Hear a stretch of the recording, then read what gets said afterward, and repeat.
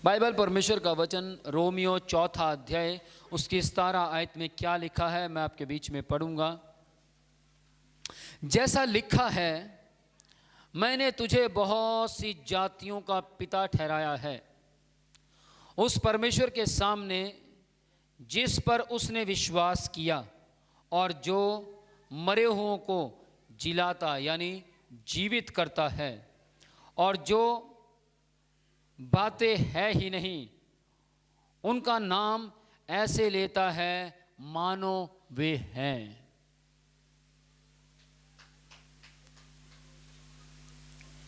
यहां पर परमेश्वर रोमियो 4 अध्याय उसकी 17वीं आयत में अब्राहम जी को परमेश्वर कह रहे हैं कि तू बहुत जातियों का पिता होगा, जबकि अब्राहम के पास एक बच्चा नहीं है। अब्राहम जी निसंतान थे, लेकिन परमेश्वर क्या कह रहे हैं, मैं तुझे बहुत सी जातियां, इंग्लिश में पढ़ेंगे तो नेशन लिखा है, देशों का पिता कहलाऊंगा। मैं तुझे बहुत से देशों का पिता बनाऊंगा। अब्राहम जी कह सकते थे कि परमेश्वर आपने मुझे एक बच्चा नहीं दिया, मैं बहुत सी जातियों का पिता कैसे बनूंगा। लेकिन अब्राहम जी ने परमेश्वर की इस बात पर पूरा विश्वास किया, उस बात पर जो है भी नहीं थी, जो बिल्कुल नहीं थी। बाइबल के अंदर भजन संहिता 110 की एक आयत जरा पढ़िए, ऊंची आवाज में कोई पढ़ दे। वहां यूं लिखा है, तू मेरी दाहिनी ओर बैठ जा, तब तक बैठा रह जब तक मैं तेरे विरोधियों को तेरे पांव तले ना कर दूं। जरा पढ़िए। मेरे प्रभु से यहोवा की वाणी यह है, तू मेरे दाहिने हाथ बैठ, तू मेरे दाहिने हाथ बैठ, जब तक कि मैं तेरे शत्रुओं को तेरे चरणों की चौकी ना कर दूं। जब तक मैं तेरे शत्रुओं को, जब तक मैं तेरे विरोधियों को, जब तक मैं तुझे दुख पहुंचाने वालों को तेरे पांव तले ना कर दूं, तब तक मेरे दाहिनी ओर बैठा रहे।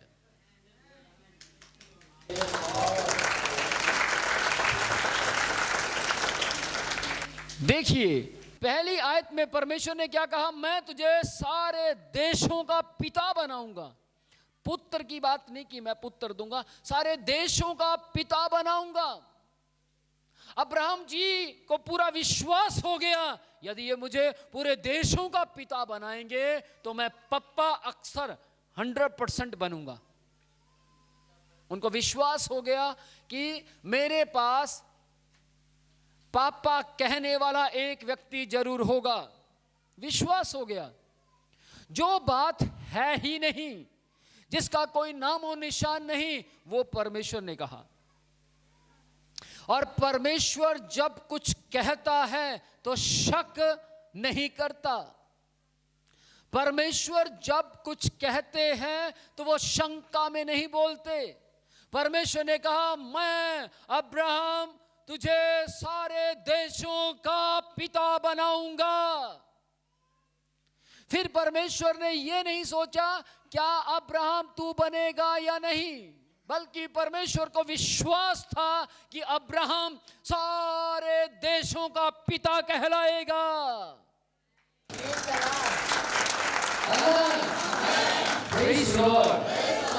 विश्वास देखिए, परमेश्वर का विश्वास था कि अब्राहम देशों का पिता कहलाएगा।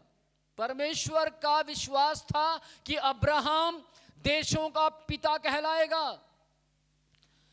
यहां बाइबल क्या कहती है, भजन संहिता पहला 110 अध्याय की पहली आयत में क्या लिखा है, तू मेरी दाहिनी ओर बैठ जा। यहां पर यीशु मसीह पैदा नहीं हुए, यहां पर यीशु मसीह के लिए सिर्फ भविष्यवाणियां पहले जरूर हुई। यहां पर यीशु मसीह मरे नहीं हैं। यहां यीशु मसीह ना पैदा हुए, ना जवान हुए, ना वो मरे, ना वो जिंदा हुए, लेकिन परमेश्वर कह रहा है मेरी दाहिनी ओर बैठ जा। आमीन। मेरी दाहिनी ओर बैठ जा, तब तक बैठा रह जब तक मैं तेरे बैरियों को तेरे पांव तले ना कर दूं। यीशु मसीह है ही नहीं, यीशु मसीह पैदा ही नहीं हुए हैं, लेकिन क्या कह रहे हैं? परमेश्वर ने कहा मेरी दाहिनी ओर बैठ जा। माय गॉड, देखिए वो परमेश्वर क्या कह रहा है। जो है नहीं उसको कह रहा है ऐसा कर। जिसका कोई बनावट नहीं है उसको कह रहा बन जा, और वो बन रहा है। Praise the Lord. परमेश्वर के विश्वास को देखिए, थोड़ा सा एक बार अपनी आंखें परमेश्वर की ओर लगाइए। उस वक्त मसीह यीशु नहीं थे, लेकिन आज मसीह यीशु हैं, और उसी मसीह यीशु को उन्होंने कई सौ साल पहले कह दिया, हे यीशु मेरी दाहिनी ओर बैठ जा। तब तक बैठा रहे जब तक मैं तेरे बैरियों को तेरे पांव तले नहीं कर देता।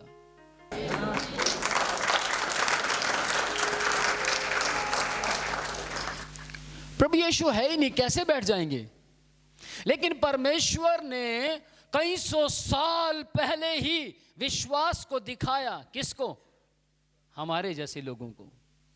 कई सौ साल पहले ही विश्वास को प्रकट किया। किसके सामने? उन लोगों के सामने जो उस वक्त परमेश्वर की आराधना करते थे, जो उस वक्त परमेश्वर के नाम को ऊंचा करते थे, जो उस वक्त यहूदी कहलाते थे, जो उस वक्त सामरी कहलाते थे, जो उस वक्त अन्य जाति कहलाते थे। उन लोगों के सामने परमेश्वर ने वचन में लिख कर कह दिया कि मेरा पुत्र आएगा और वो मेरी दाहिनी ओर बैठेगा, और वो तब तक बैठा रहेगा जब तक मैं उसके विरोध करने वालों को उसके पांव तले ना कर दूं। Praise the Lord. सोचिए, आप उसी परमेश्वर की संतान हैं। आमीन। सोचिए, आप उसी परमेश्वर की संतान हैं, आप उसी परमेश्वर के बेटे हैं, आप उसी परमेश्वर की बेटियां हैं। आप उसी परमेश्वर के बीच में रहकर संतान पैदा कर रहे हैं। आप उसी परमेश्वर के बीच में रहकर अपने परिवार की परवरिश कर रहे हैं। आप उसी परमेश्वर के बीच में रहकर अपने बिजनेस को चला रहे हैं। आप उसी परमेश्वर के बीच में रहकर अपने कारोबार को चला रहे हैं। आप अपनी नौकरी को चला रहे हैं, आप अपने पैसे को चला रहे हैं, आप अपने जीवन को चला रहे हैं उसी परमेश्वर के बीच में रहकर। उसी परमेश्वर के बीच में। कौन से परमेश्वर के बीच में? जिस परमेश्वर ने है ही नहीं, आसमान है ही नहीं, आसमान बन जा। चांद है ही नहीं, चांद बन जा, और चांद बन गया, आसमान बन गया। उसी परमेश्वर ने क्या कहा? तारे बन जाएं। ओ माय गॉड, हर प्रकार का तारा बन गया। नागदोना तारा, पुच्छल तारा, हाँ, अलग अलग प्रकार के तारे बन गए। उसी परमेश्वर ने क्या कहा? पेड़ पौधे बन जाएं, और उसके कहते ही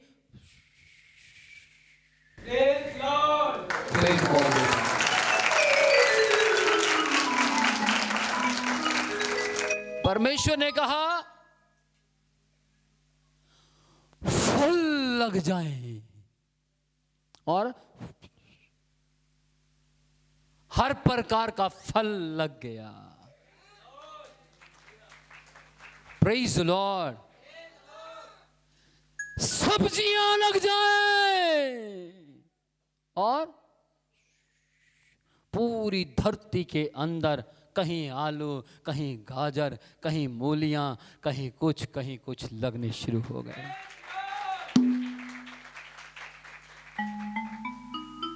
आप उस परमेश्वर की संतान हैं। आप उस परमेश्वर की संतान हैं जिसने पहाड़ियों को तराजू में तोल दिया। आप उस परमेश्वर की संतान हैं जिसने पूरी धरती की मिट्टी को एक नपुए में डाल दिया, एक नपुए के अंदर डाल दिया। एक छोटे सा गिलास हुआ करता था, बहुत साल पहले की बात है। प्रभु यीशु ने भी कहा, उस गिलास को उठाकर कहा, जिस नाप से तुम नापते हो। आप लोगों ने देखा होगा, घर में जब दोजी आता है, दूध देने वाला आता है, तो उसके पास भी एक नाप होता है और वो नाप से ही दूध डालता है। आजकल का जो नाप है उसके एक हैंडल होता है, लेकिन उस समय का जो नाप था उसमें कोई हैंडल नहीं होता था, वो नॉर्मल होता था। और प्रभु यीशु ने उस नाप को उठाकर लोगों से कहा, जिस नाप से तुम नापते हो उसी नाप से तुम्हारे लिए नापा जाएगा। और यहाँ पर बाइबल क्या कहती है, ये शाया में लिखा है 40 अध्याय में क्या लिखा है, हमारे परमेश्वर ने सारी पृथ्वी की मिट्टी को नपुए में डाल दिया। माय गॉड, सारी धरती की मिट्टी को कौन नपुए में डाल सकता है? वही जिसने उसको बनाया है, जिसने उसकी रचना की।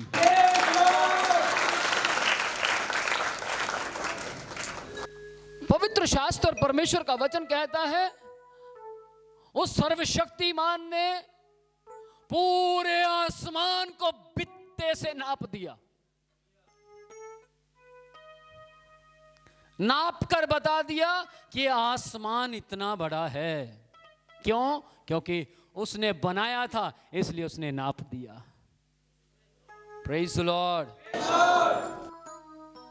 दर्जी अपने कपड़े के बारे में जानता है, मां अपने औलाद के बारे में जानती है, और परमेश्वर अपनी धरती के बारे में जानता है। आमीन। आप उस परमेश्वर की संतान हैं जिसने आकाश को बनाया, धरती को बनाया, चांद तारों को बनाया। और वो परमेश्वर कई सौ साल पहले ही विश्वास से कह रहा है, हे मेरे पुत्र मेरी दाहिनी ओर बैठ जा, तब तक बैठा रहे जब तक मैं तेरे बैरियों को तेरे पांव तले ना कर दूं। तो सोचिए, आप और मैं उसकी संतान है। एक दूसरे का हाथ पकड़कर बोलिए, मैं सारी पृथ्वी को बनाने वाले परमेश्वर की संतान हूं। मुझे परमेश्वर ने बनाया है, मेरी रचना परमेश्वर ने की है, मैं परमेश्वर के द्वारा बनाया गया हूं। यदि आप परमेश्वर के द्वारा बनाए गए हैं तो आपका विश्वास, आपका बोलना शंका में नहीं होना चाहिए। जब परमेश्वर ने आपकी रचना की है, जब परमेश्वर ने आपको बनाया है, तो जैसे परमेश्वर बोलता है वैसे आप भी बोलने की सामर्थ्य रखने वाले होने चाहिए। जैसे परमेश्वर कहता है, सोचिए, आप परमेश्वर की संतान हैं। जब आप परमेश्वर की संतान हैं तो जो सामर्थ परमेश्वर के अंदर है वो आप में होनी चाहिए। विश्वास में सामर्थ है, विश्वास में शक्ति है। आपका विश्वास आपके घर को खुशहाल बना सकता है। आपका विश्वास परमेश्वर को प्रसन्न कर सकता है। आपका विश्वास परमेश्वर से असंभव वस्तुओं को लेने की ताकत रख सकता है। आमीन। आपका विश्वास आपके मुंह पर प्रकाश को चमका सकता है। आपका विश्वास आपके कारोबार को बढ़ा सकता है। आपका विश्वास आपको लंबे समय तक बीमारियों से दूर रख सकता है। आपका विश्वास आपके बच्चों को हष्ट पुष्ट, उनके भविष्य को उज्जवल बना सकता है। विश्वास में सामर्थ्य है, विश्वास में शक्ति है, विश्वास में इतनी सामर्थ्य है, इतनी सामर्थ्य है कि यदि आपको पता लग जाए तो आप विश्वास कर कर पहाड़ जैसी विपत्तियों को हटाने की सामर्थ्य रखते हैं। आज से कुछ साल पहले की बात है, एक लड़का प्रार्थना में बढ़ना चाहता था, बाइबल में बढ़ना चाहता था, पर बढ़ नहीं पाता था।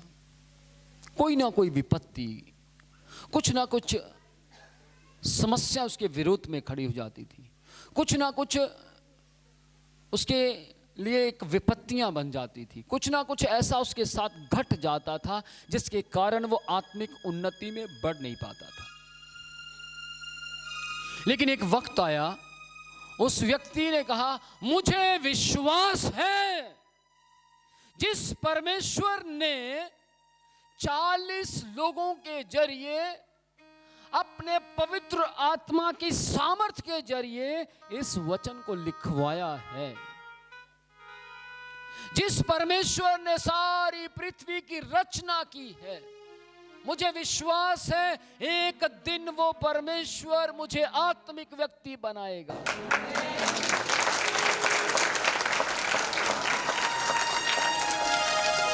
वो व्यक्ति बहुत गरीब था, उसके पास 50 पैसे नहीं होते थे कि सेब खा सके, लेकिन उस व्यक्ति ने अपना कमरा बंद कर दरवाजे की कुंडी लगाकर जोर जोर से बोलना शुरू किया, मुझे विश्वास है ये परमेश्वर एक दिन मुझे आशीषित करेगा, मुझे विश्वास है ये परमेश्वर एक दिन मुझे आशीषित करेगा, मुझे विश्वास है ये परमेश्वर जिसकी मैं उपासना करता हूं एक दिन मेरे आंसुओं को पोंछ देगा।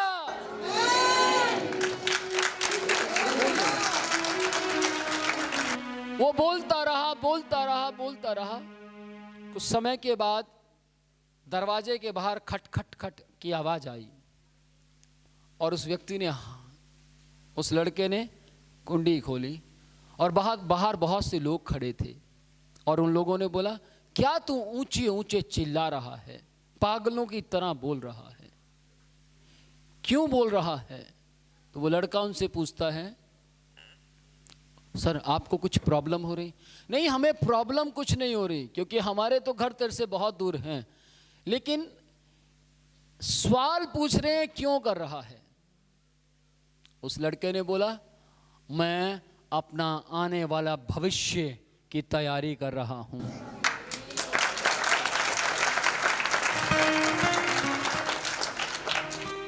और आज वो लड़का आपके सामने खड़ा है।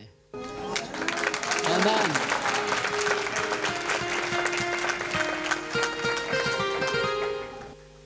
आप जिस परमेश्वर की संतान हैं उसकी ओर एक बार अपनी आंखें केंद्रित कीजिए, उसको समझिए वो कौन है। सिर्फ आए बैठे सुना चले गए, आए बैठे सुना चला गए, या फिर बैप्टिज्म लिया, इतना काफी नहीं है। उसको समझिए वो कौन है।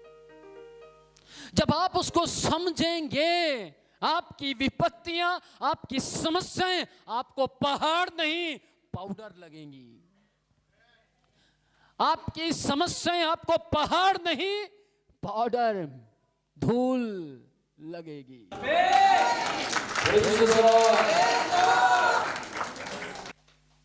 परमेश्वर का वचन कहता है, प्रभु यीशु बहुत साल बाद पिता की दाहिनी ओर जा बैठे। कई हजार साल बाद प्रभु यीशु धरती पर मरे, जीवित हुए और जाकर बाइबल कहती है कि वो अपने पिता की दाहिनी ओर जा बैठे। और ये वचन जो कि भजन संहिता 110 उसकी पहली आयत में लिखा है, तब पूरा हुआ, कई हजार साल बाद पूरा हुआ। लेकिन जिस परमेश्वर की हम उपासना करते हैं उसने कई हजार साल पहले कह दिया। Praise the Lord. आज जो आप देख रहे हैं, आज से कुछ साल पहले की बात है। मैं विश्वास से बोलता था, पूरे विश्वास से बोलता था, एक वक्त आएगा जब मैं दवाइयां नहीं सिर्फ और सिर्फ वचन को खाया करूंगा।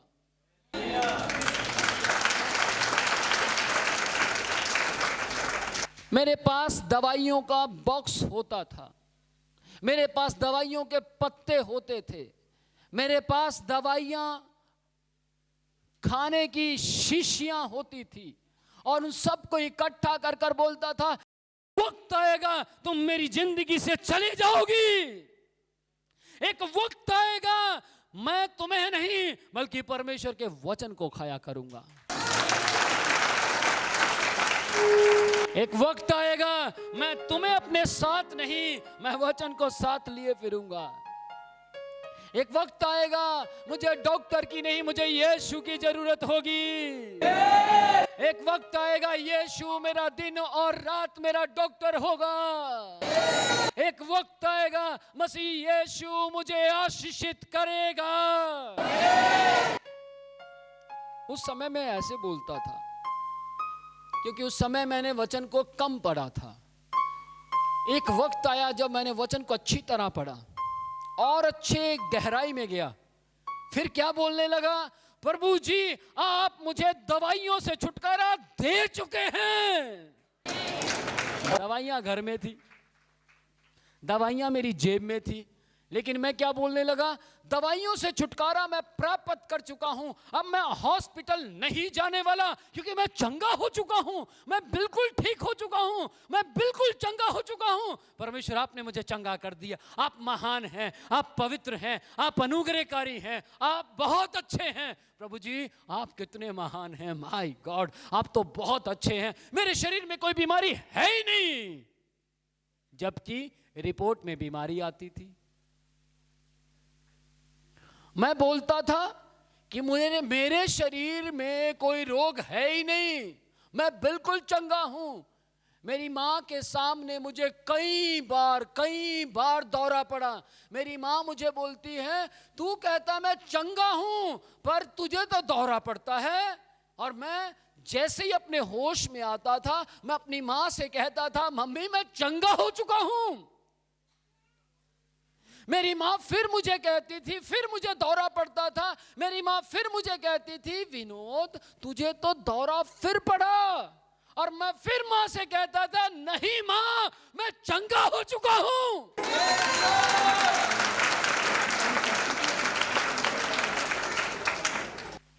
मेरी माँ बोलने लगी, पागल कहीं का, कहां चंगा हो गया तू, झूठ मत बोल।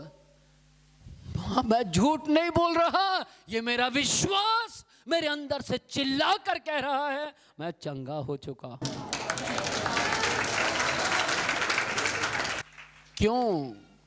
क्यों इस तरीके का विश्वास मुझ में आया, क्यों मैं इतना सकारात्मक हो गया, क्यों मैं नकारात्मक का विरोध करने वाला हो गया? क्योंकि मैंने बाइबल को काफी समय के बाद सही ढंग से पढ़ लिया था।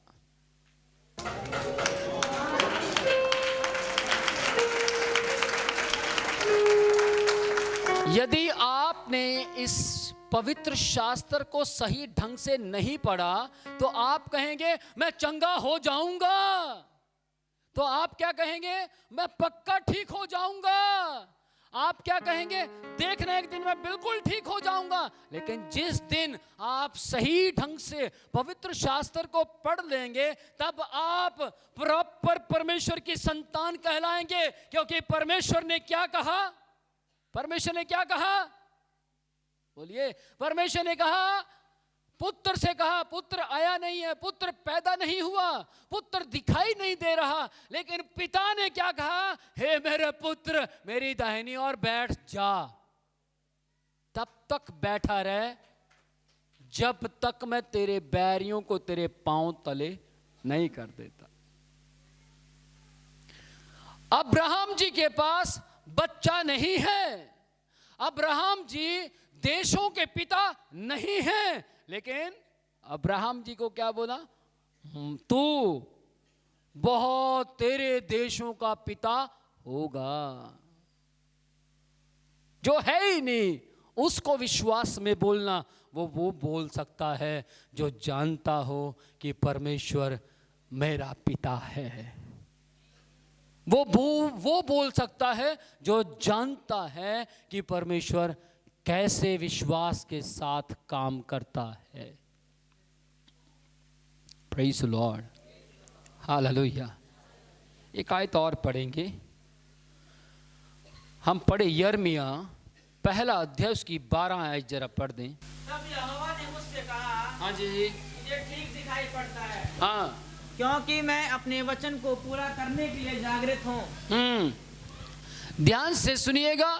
यिर्मयाह को परमेश्वर ने कहा, देख तुझे क्या दिखाई पड़ता है। तो यिर्मयाह ने कहा, मुझे तो बादाम की टहनी दिखाई पड़ती है, बादाम उस पर लगे हैं। और तब परमेश्वर ने क्या कहा, हाँ यिर्मयाह तुझे सही दिखाई पड़ता है, क्योंकि परमेश्वर अपने वचन को पूरा करने के लिए जागरूक है, देर नहीं करता। ध्यान से सुनिएगा। यदि आप आज बीमारी में हैं, यदि आज आप समस्या में हैं, तो समस्या से कह दीजिए, परंतु उससे पहले जानिए परमेश्वर का वचन क्या कहता है, क्योंकि विश्वास अंदर से पैदा होता है और वचन अंदर जाता है, और अंदर वचन जाते ही विश्वास अंदर से पैदा हो जाता है।